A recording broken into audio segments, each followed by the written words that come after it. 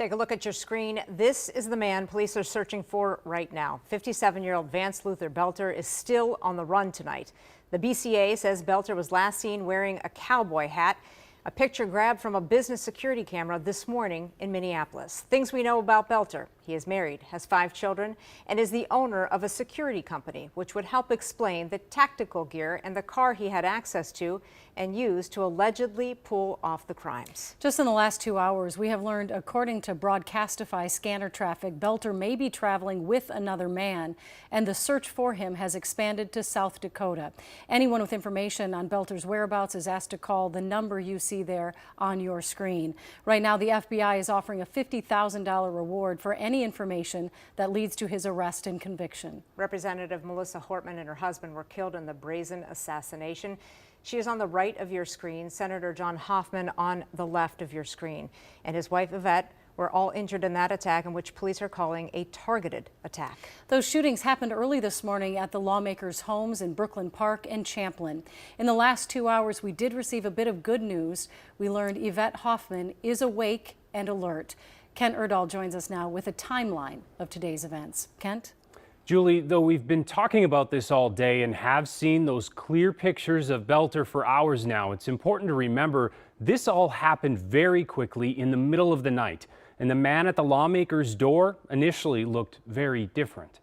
In the span of just a couple of hours and a few miles, state leaders say an assassin wearing a police disguise and a mask visited 2 homes belonging to 2 senior DFL state legislators. This was an act of targeted political violence.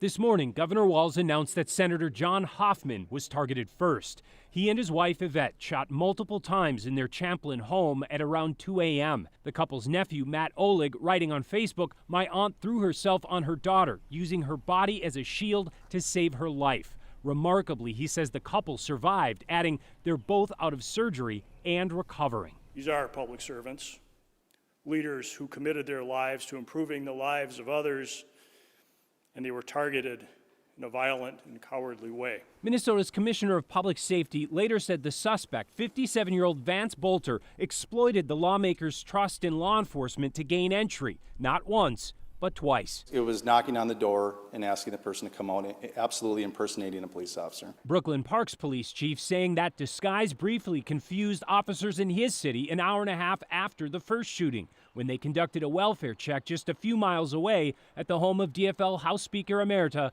Melissa Hortman. When they arrived at Melissa's house, they noticed that there was a police vehicle in the driveway with the lights, emergency lights on, and what appeared to be a police officer at the door coming out of the house.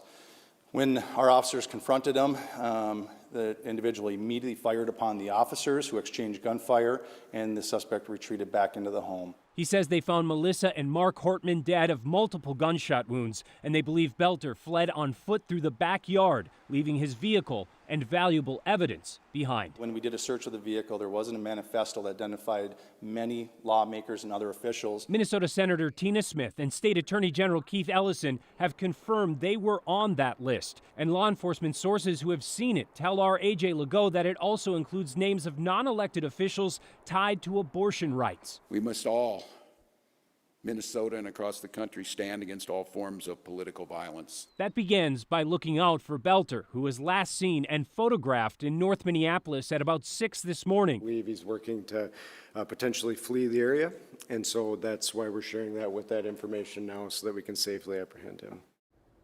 And state leaders say they have been working with federal partners, including the TSA, on this manhunt.